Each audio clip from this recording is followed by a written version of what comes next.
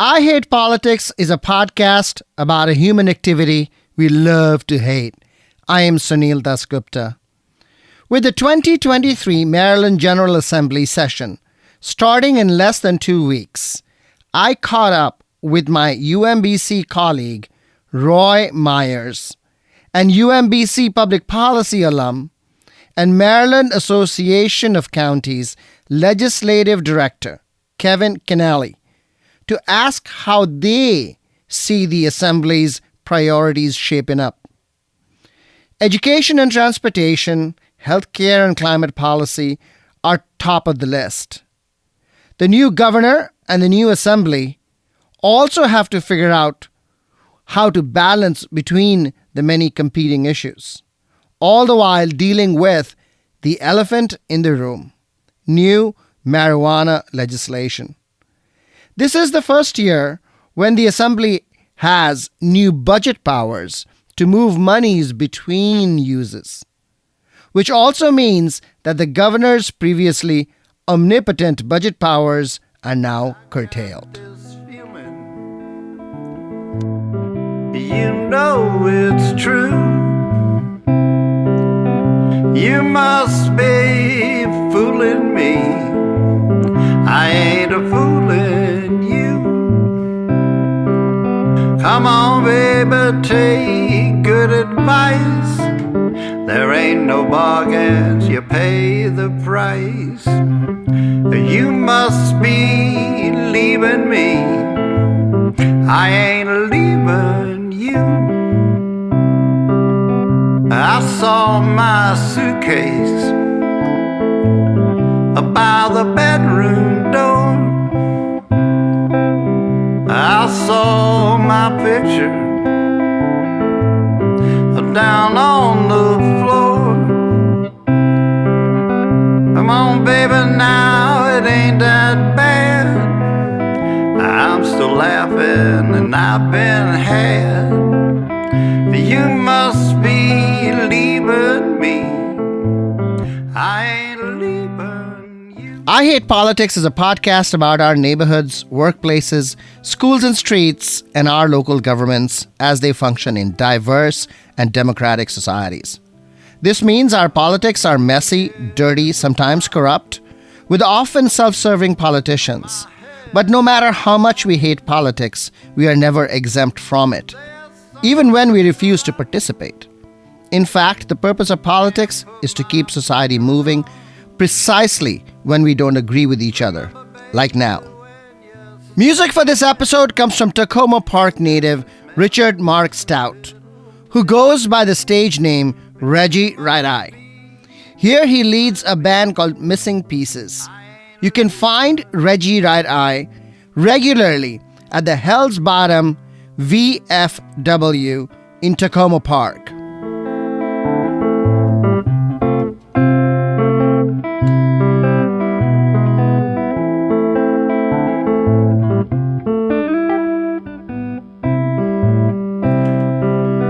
Well, you must be joking. Hey, I got no gripe. You know, fruit has got to be falling when it's overripe.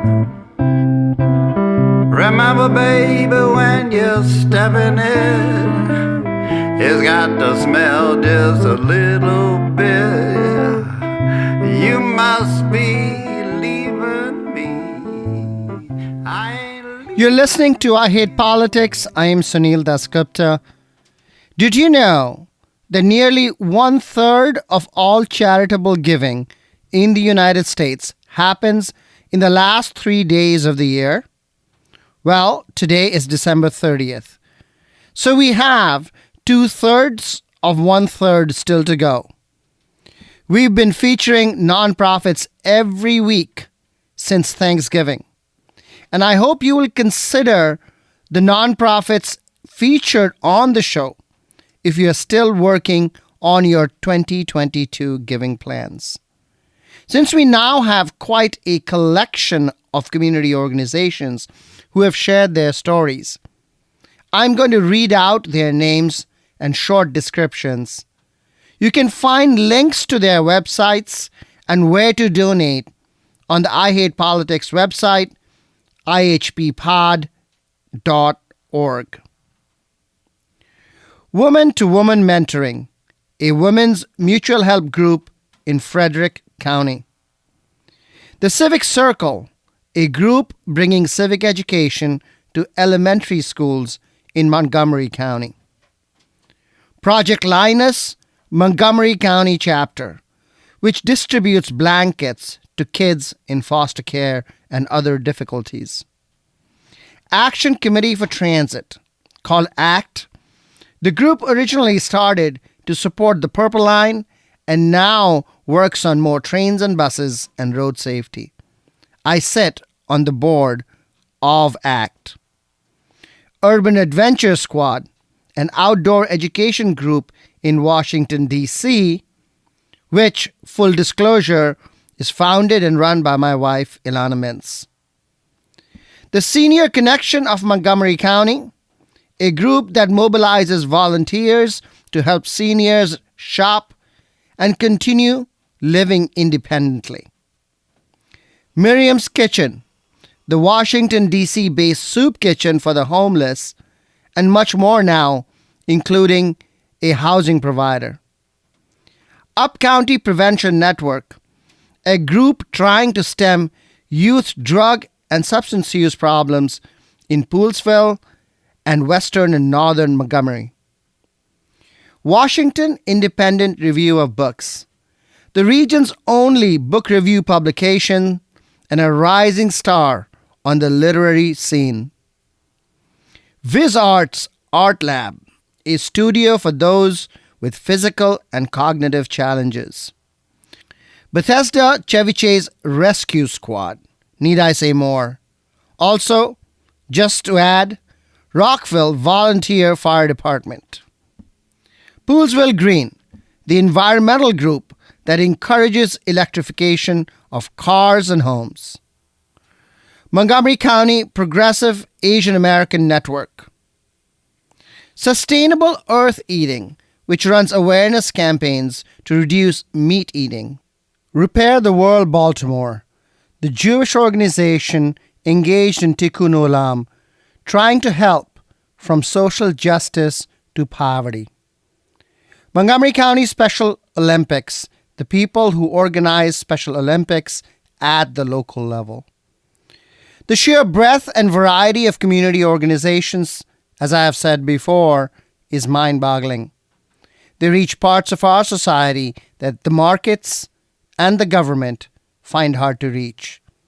These spots are not paid advertising, but available for free to organizations we have verified as legitimate and wonderful additions to our community, and will use your support well. I'll be back with Roy Meyers and Kevin Kinnally to talk about Maryland budget priorities. Spin around how the cat go. I got a honky-tonk woman lives way downtown. Well, she don't take no limb, but she does mess around. Well, you dance off the side, dance up the middle. Throw up your hands, shout, hey, diddle, diddle. Got a honky-tonk woman that lives way downtown. Hey, she don't take no lip, but she does mess around. Got a honky-tonk woman. Roy Meyers, Kevin Kinnally, welcome to I Hate Politics. Great to be here. Thanks so much for having me. Kevin, let's start off with you. What do you think are the big budget priorities? We know about education, we know transport. What is the balance between them? I think education, transportation, of course, are perennial big budget items. I also think that there are a lot of legislators, a lot of policymakers very interested in affordable housing issues. We know that that is a crisis that is going on, not just here in Maryland, but across the country. I don't think there's a one-size-fits-all to sort of solve that issue, but I do think that they will try to allocate some funds to shoring up the housing industry and making sure that people have access to affordable housing. Roy? I agree with Kevin, but I would add three more. One is health. Health is a very large portion of the budget, particularly with Medicaid, although we receive a lot of federal funding from that. We're going to see the end of the federal enhanced match for Medicaid. And in addition, there's going to be the ability of the state finally to redetermine whether people are still eligible for Medicaid. So that's part of the health issue. But of course, we're dealing with the continuing effects of COVID. We also have, in general, a rate of growth of healthcare spending that has declined somewhat from its previous fast pace, but we still have outstanding liabilities for state employee and retiree health programs, and we have to deal with that at some level. The second area I would add is climate change. The General Assembly passed significant climate legislation in the last year, but there needs to be meat on the bones, if you will. They have to figure out how to implement it, and I'm not sure that the plan really has fully projected what the real cost, particularly on the capital side, will be. And then I would ask the unknown, which is, what does leave no one behind mean? That is, Governor-elect Wes Moore used an important phrase from his Army background to describe his general philosophy of governing. And leave no one behind, I think, is interpreted by many Americans to mean that there are many Marylanders who are needy and they need a hand up. And how we are going to provide that kind of assistance in an effective way is one of the big problems the General Assembly and the Moore administration will have to confront, and there'll be budgetary implications of those decisions. Let's start with affordable housing because it's not clear what they will do. What is under consideration in the realm of affordable housing, Kevin? Well, I think it's all over the map. And like I said before, I don't think there is a one-size-fits-all solution. I know that other states have been barraged with some preemption legislation, at least when it comes to local governments. I think you'll see some money go toward trying to lift people up, as I think Professor Meyers said. What that looks like, I'm not sure. I don't think there is a good indication right now.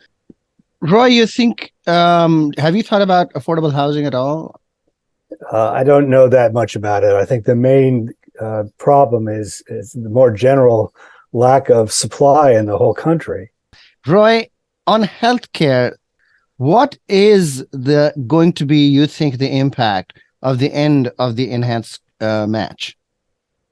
Well, I think we have actually pretty robust opportunity for people to have coverage when they're not on Medicaid, because if they're no longer eligible for Medicaid, but they're still below the 400% of the federal poverty line, they'll be eligible for federal subsidies under the Affordable Care Act to get coverage in the marketplace. And there's additional state funding along those lines as well. So I think actually that the state can save some money by moving some people off of Medicaid, but there's going to be less federal assistance for every Medicaid beneficiary. Now, I mean, the reality is that, of course, the state has a large surplus and will be able to handle that increased cost over the next 3 or 4 years. What is the gap in terms of the retiree healthcare? Well, there are really two ways of looking at it. There's the healthcare system that is being used now to pay for health insurance system used to pay for state employees, and that is slightly underfunded. But then there's the amount that the state owes or will owe over the lifetime of retirees, and that's calculated under a procedure that brings all those future costs into their present value. And on the financial statements of the state, it's called as other post-employment benefits, or OPEB costs. And I think it's around $15 billion. $15 billion, that's a lot of money. Of course, it's over a long period of time. And that amount was substantially reduced in recent years by some changes that the state made to its healthcare benefits. Although one of them is still out in court, which is whether retirees will be forced into Part D of Medicare. So there's some uncertainty about that true liability. Now, the state really has not decided to put much money towards it. I think the real solution will be dependent upon a more general attempt to reduce the rate of growth of healthcare costs. Kevin, does the county have any retiree healthcare gap like the state? So counties are different there. Of course, just like the state, I think they're sort of all over the map in terms of where they are. Most counties are very prudent when it comes to funding their outstanding liabilities and keeping up and making sure. I think we've seen with some of the unexpected revenues that have come in with the extraordinarily powerful income tax returns and that we've seen, that did not slow down. So I think a lot of that has been put away and put toward OPEB and future liabilities. So yes, there are some gaps out there, but I think, counties are prudently putting money away and trying to make sure that they're prepared and that their liabilities are funded in the future. Now, something that I don't think either of you mentioned, but I want to bring up is the state workforce. And also, I think the county workforce. The state workforce in particular has depleted over the last 8 years. I am told, at least the Democratic leadership in the General Assembly is saying that, and they are going to fund a lot of new recruitment, they said. Where do you think we are with that, and how much do you think is, how much can we really do when the shortages are, in labor? This has been a problem for a long time. Yeah. The Spending Affordability Committee was given data by the Department of Legislative Services that the vacancy rate is around 13% now. DLS did a study of this issue 5 or 6 years ago, I think, and showed pretty high vacancy rates even then, not as high as they are now. And there's a couple of basic reasons why those vacancy rates occur. First of all, there are some jobs that are quite difficult jobs. It's hard to recruit people to be correctional officers or working with juvenile services. But mostly the problem has been inadequate compensation. If you look at the last two administrations, both of them were pretty good at not giving pay raises to Maryland civil servants. And the result of that has been very uncompetitive pay. And so the one question is whether the pay raises of the last 2 years, which have been significant, will be sufficient to attract more people into state employment. I am somewhat doubtful of that. I think there's going to be a need for more pay increases, particularly when you have the federal government increasing pay as well. Yeah, I know a little bit about teachers and bus drivers. We are really in a bad position with that. Yeah, no, I agree. I think this is a longstanding problem, and we see a lot of our really talented professionals in government be stolen away by the private sector, who can pay more. And again, this is not something that's just cropped up, but I think the pandemic exacerbated some of these workforce issues. A lot of people working frontline jobs in counties, there was burnout, right? These people were asked to do a lot. And I don't know if there's any amount of money that could have kept them around.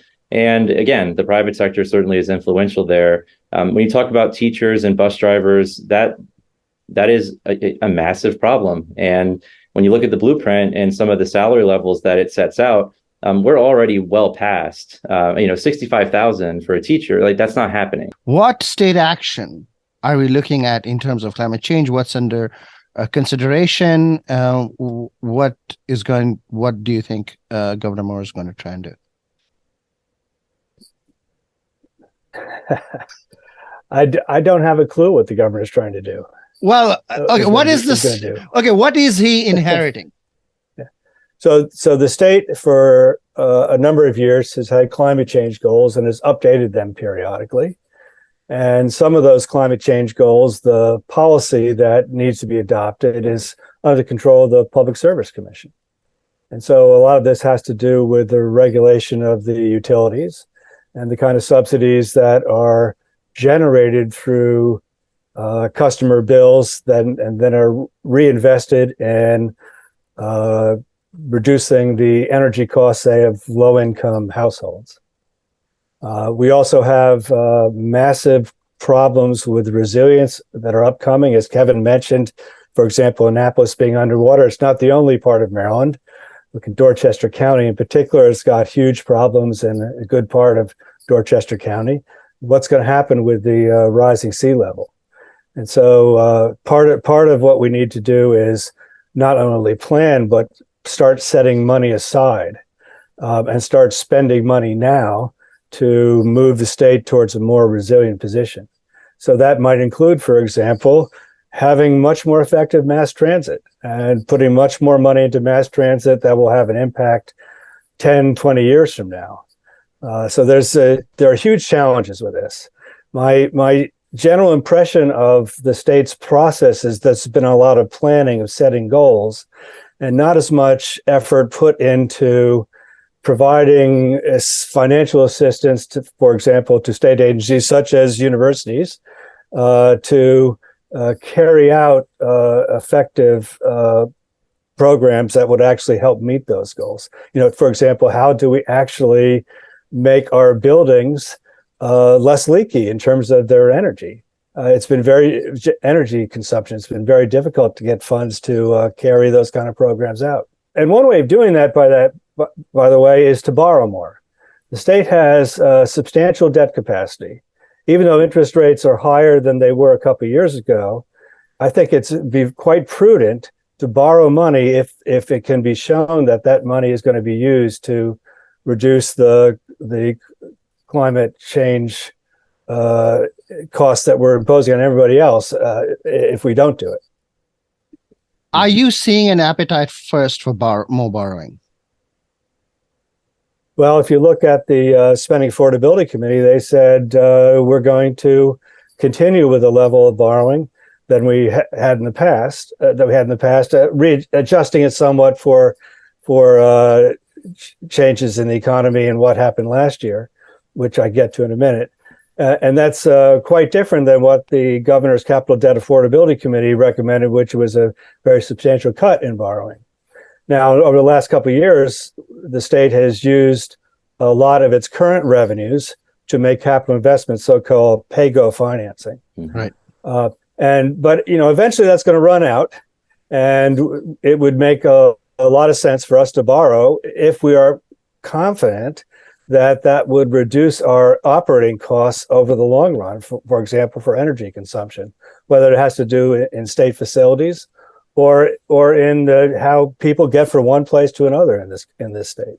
Resilience is a huge issue, and in Maryland, we've been thoughtful. We have a revolving loan fund for resilience projects. Maryland was one of the first states in the country. We worked really hard on that bill to make sure that funds are available. Electrification is a huge deal, and the state wants to move toward 100% electric power. And there are people in the natural gas industry that have a lot to say about that, of course. And they're investing a lot of money right now in shoring up their infrastructure. So I think for them, it's a little bit concerning when the state is talking about electrification and you have a lot of money being spent on current infrastructure that is not electric. So that is, I think, going to be a constant struggle. When it comes to the Public Service Commission, yes, this is also something that is a hot button issue when it comes to large scale solar projects, for instance, and where those projects can be sited. Those projects, often in rural areas, run up against land preservation. They run up against our prime soils. And of course, these are massive installations with communities around them. And so you also have to think about the impact on communities and constituents. We also talk about, cars and roads and electric vehicles. And what does that do to to our transportation revenue, right? Like that's another thing that we have to think about. If we want to go to 100% electric vehicles, we rely on gas tax revenue to fix our roads, to build roads, to maintain them. And I think it's inevitable they're going to move towards some kind of taxing system based on the number of miles that people have driven rather than on the gas that they consume, as we see the stock of vehicles switch to primarily electric over the next decade or so. That's going to be a difficult discussion for the state legislature. I'd raise one other issue related to the federal government as well, and that is permitting rules for transmission lines. Senator Manchin was insisting on changes in that never got into legislation, but I think it's inevitable that legislation will be passed by the federal government. And it's important for Maryland because, we're a dense state. And as Kevin mentioned, there are going to be some local opposition to certain large installations. I'm seeing a theme here, and the theme is around preemption. So whether it's transmission lines in the backyard or the Public Service Commission allowing large solar installations in rural areas where that have vistas, or perhaps offshore wind, with affordable housing, the issue of state preemption over. In order to get all these, do we need, in fact, to have a more nationalized or state level policy? Well, I guess the political scientists may say that's going to be a real challenge, given the way that polarization in this country has been distributed across the states, and that we have many more states that are either all blue or all red, either that is all Democratic or Republican, and the policies have polarized as well. Jacob Grossman, Jason Grumbach has done some really excellent research on this, and is widely cited in media. So, one of the questions is to what extent actually will the federal government insist on preemption, or rather will it continue with the kind of federalism policy that allows a lot of diversity across the state? The dilemma is, in the climate change area, we don't have much time. Speed is of the essence. In other words, if we don't make a lot of changes, big changes in the next couple of decades, and do it effectively, the situation will become catastrophic. And that is not just the United States, it's across the whole world. So there's just a massive coordination problem across Maryland's counties, across the United States, and across the whole world to make substantial shifts, massive shifts in how we run our societies.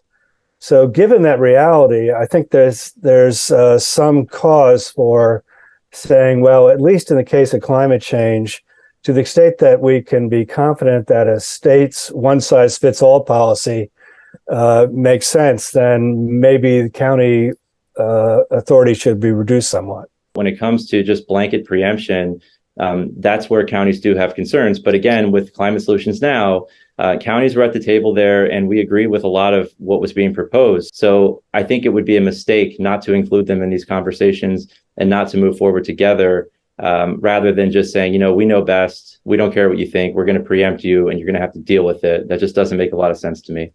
Well, okay, so with building energy standards, now, the state has standards. They passed them last year, and now Montgomery County has its own standards. Right. And those standards have different measures. Mm-hmm. So this is going to land up in court and just hold the whole thing up.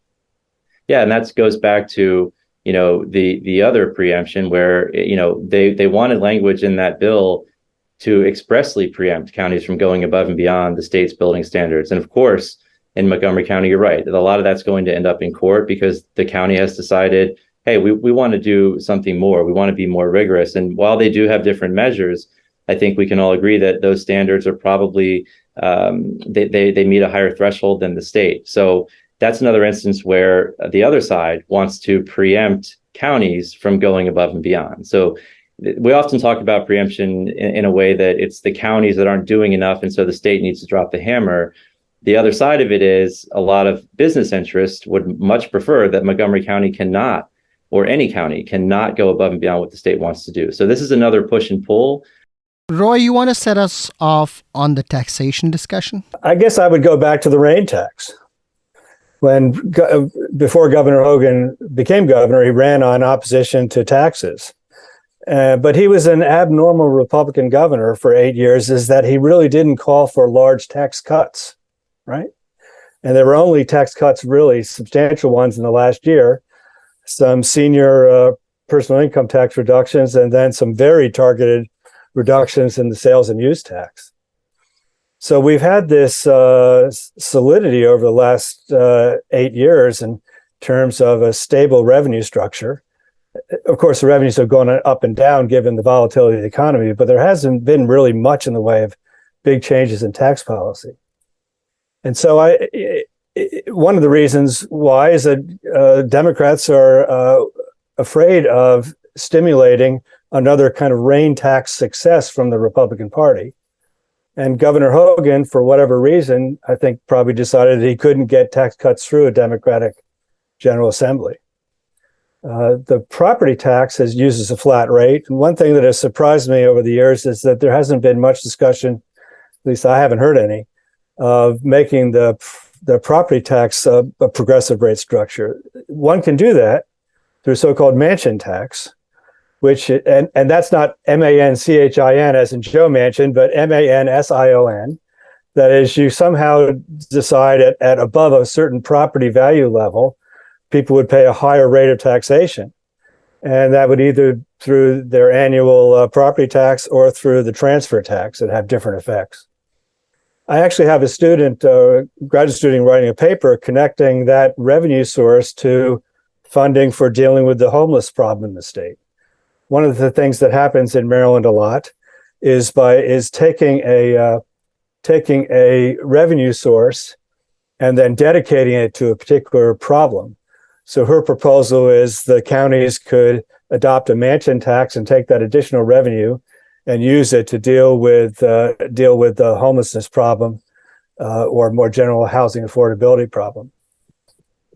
Yeah, I think we've heard those proposals, and I mean, I think there are state legislators there too. I think when it comes to the property tax, I mean, obviously the first goal is to generate revenue for local governments to do stuff, right? Like providing schools, roads, parks, police protection. And the property tax does that very well, but that's only one goal of tax policy. We also want to have equity in the property tax. And I think that is where things get tricky.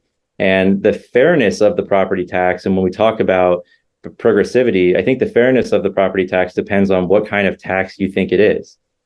Is it a tax on consumption, like your cost of living in a house? I mean, if so, then the tax is regressive because housing costs take a bigger bite out of low-income household budgets. Or is the property tax a tax on capital? So is it a tax on your return for owning a house? That kind of tax would be progressive on average because capital owners tend to be wealthier. But places with higher than average property tax rates may see these higher taxes reflected in lower land prices or reduced wages, and that would dampen progressivity. Okay, last question. What are you watching for the session? Kevin, you go first, please.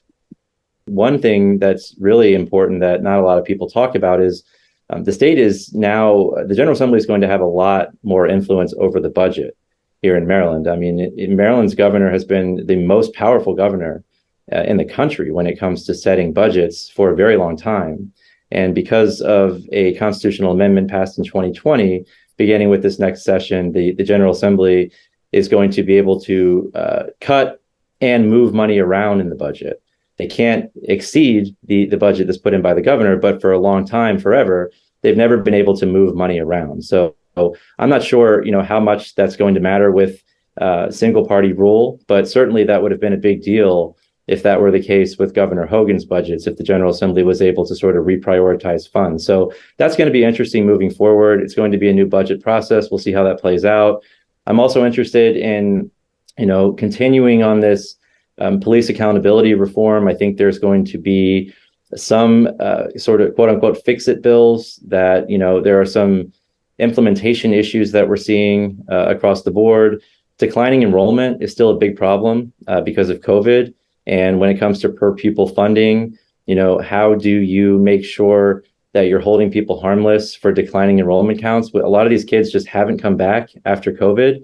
and you don't want to cut funding for schools. So I think we're going to have to take a look again at how we address that issue moving forward, particularly with the blueprint. I mentioned, recruitment and retention for volunteer firefighters. That's a big push we're going to make. And then infrastructure, huge deal. A lot of money coming in. How does that money get doled out? How do we make sure that we spend it the right way? I think one more thing that we haven't even gotten into, the elephant in the room, is cannabis. Besides the criminal justice reform elements there and the equity concerns, the state is going to have to figure out a tax structure, whether or not you tie that to education, which is a favorite for lawmakers, right? Pot for tots, you could say, instead of slots for tots, right? That's going to be a lot of discussion back and forth. And I don't think the House and the Senate are on the same page in terms of how they want to deal with handing out the licenses and some of the zoning requirements. I do want to say one thing about pre-K. A lot of, and something that's bubbling up now, a lot of the assumptions for the Kirwan Commission and in the blueprint were that counties would be able to work with private providers to create a lot of these slots for pre-K students. Well, that's not happening, right? A lot of these private providers are saying, no, we don't want to deal with these regulations. We have wait lists for people. We don't need to work with the county or the state. They don't have the staff. We don't have the staff. We don't want to get in that business. So we don't have the capital infrastructure to create all these seats, right? And that is part of the challenge now as we move forward is, we just don't have the space. And if we don't have the private providers, which was really the linchpin of this plan, it's not working. And so we are hearing from most all counties that this is going to be a problem. These requirements are coming very soon in terms of shifting to the new pre-K model. We don't have the seats. And we, with the construction industry the way it is and inflation and the labor market, I mean, it's not very easy to just start building new buildings to house pre-K students. I mean, we don't want to use portable classrooms, right? So I think that is also a reckoning now that, we need to rethink how we phase in the pre-K model, how it's going to work without the private providers being interested, or how we can incentivize them to actually work with the state, work with the counties to create more seats, because that is going to be a big issue. And I think a lot of people are expecting pre-K just to open up and it will work well, but there are some implementation issues along that front as well. But I had to mention cannabis because that is the biggest elephant in the room as we head into session for sure. It's the dancing pink elephant in the room. I was at a breakfast meeting where County Executive Mark Eldridge said he would like to see cannabis distributed by counties like we do alcohol. I have a son who's in the industry in Oregon, who's made a lot of money there. But the stories he tells me about the difficulties government has in dealing with the industry, basically said to me, stay away if you can. Yeah. New technology, new policy, it often takes government time to catch up. And, we're looking at other states and how they handle it. Colorado is an interesting model. They're sort of analogous to Maryland in terms of their population and their politics in some ways. So their tax structure is interesting, but they have challenges. How this all comes together will be interesting for sure. Kevin Kinnally, Roy Meyers, thank you for coming on I Had Politics. Have a good holiday. We'll see you when the session opens. Yeah. Always happy to come on. Thank you so much for having me. I'm really honored to be on. Yeah, thanks. I got the blues the other night. I started drinking and I started a fight. I went home all bloody and bruised. I said, oh baby, I got the blues. She said, oh Reggie, when I'm through with you, you'll really know something about the blues. You're listening to I Hate Politics. I'm Sunil Dasgupta. What lessons should we draw from my conversation with UMBC professor Roy Meyers and Maryland Association of Counties Legislative Director Kevin Kinnally? The biggest takeaway for me is that the state government faces a steep coordination problem in spite of upcoming one-party rule. First, Kinnally is right. The new marijuana legislation is going to be front and center for legislators wrestling with standing up a new tax and regulatory structure for cannabis. The law requires a system to be in place by July 1st, 2023. What this means is that many of the things we actually talked about, education, transportation, climate action, healthcare, these will be addressed without the kind of legislative debate there might have been if cannabis had not been such a big issue. With a new governor in place and a new Democratic team in the executive branch, we may see several punts on big decisions that advocates are waiting for from a Democratic state administration. Second, the possibility of preemption in housing policy, in particular with zoning, and inciting of solar and wind generation, and transmission lines. These too are coordination problems, where resolution is not going to be easily forthcoming. While climate action demands emergency policy, the deliberative approach that counties want to consider and take into account their individual circumstances is likely to slow things down. The state's Climate Solutions Now law is ambitious, but it is hard to see how the state is going to get to total electrification by 2045. Third, I edited this comment from Roy Meyers out of the interview, but I'm going to add it back here. The governor's going to have to set some priorities, particularly dealing with all the challenges we talked about today, plus his leave no one behind type initiatives. And one of the challenges the state faces is that it is tended to carry out sophisticated policy analysis in some areas and not in other areas. So the blueprint plan is a very extensive planning process, arguably overly ambitious about what can be done over a 10-year period with specific amounts here and there. I, for one, for example, am somewhat skeptical that you can plan pre-K education over the next 10 years when that's a very evolving area of services delivery. But there are other areas where I think we need some improvement. I mentioned mass transit. We have a comprehensive transportation planning process, but I don't think it has yet dealt with the decentralization of transit across different county systems and WMATA and so on. And we need to have a better coordinated response there. But more generally, we have this process in the state called managing for results, where the state agencies are expected to report on their performance. And it's not clear to me, and I'm sure many people in the budget process would agree with me, that information is used as much as it could be. So one thing I hope the state would take up is in the next couple of years, a strengthening of its ability to come up with multi-year plans and to connect those plans to budget allocations. That's one area where the state is far behind even the federal government, and for that matter, some county governments. And so there's, I think, an opportunity for the state to aid its ability to make difficult priority allocations by being a little more explicit about its goals and about how it's actually performing. That's all for this episode. You've been listening to I Hate Politics. I am Sunil Dasgupta. Music for this episode comes from Takoma Park native Richard Mark Stout, who goes by the stage name Reggie Right-Eye. Here he leads a band called Missing Pieces. You can find Reggie Right-Eye regularly at the Hell's Bottom VFW in Takoma Park.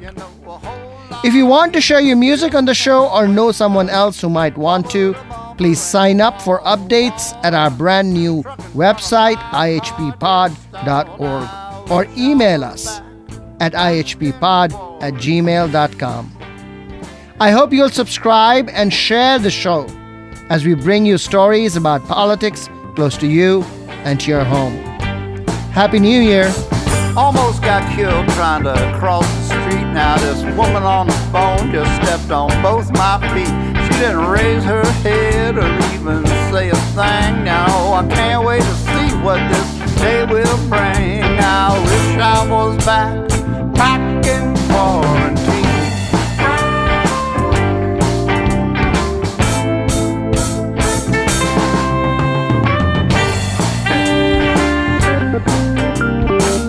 All these people talking about how they're getting bored. I wish I could figure out just what they're complaining for. I'd love to have more time to sit and ruminate. Nowhere that you can go, so you can't be late. Oh, I wish I was back in quarantine.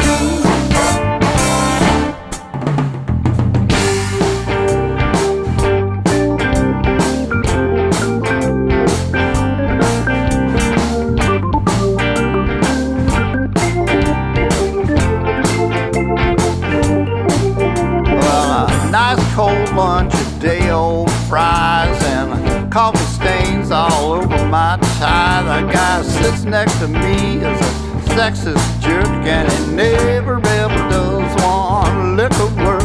I wish I was back in quarantine.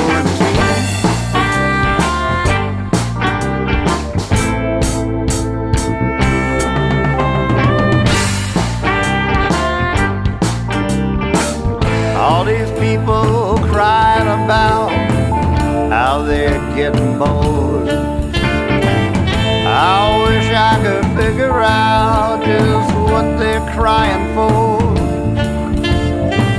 I'd love to have more time to sit and read. A run of water and a can of beans is all I need. I was back in quarantine.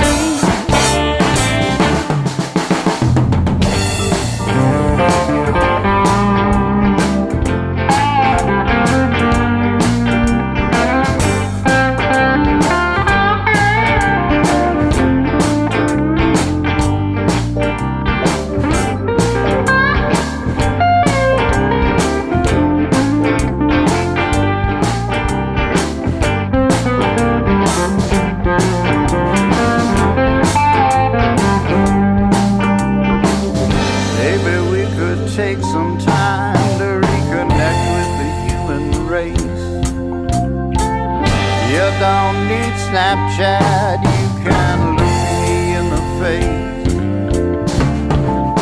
Two human arms and a warm embrace might be the perfect way to shelter in place.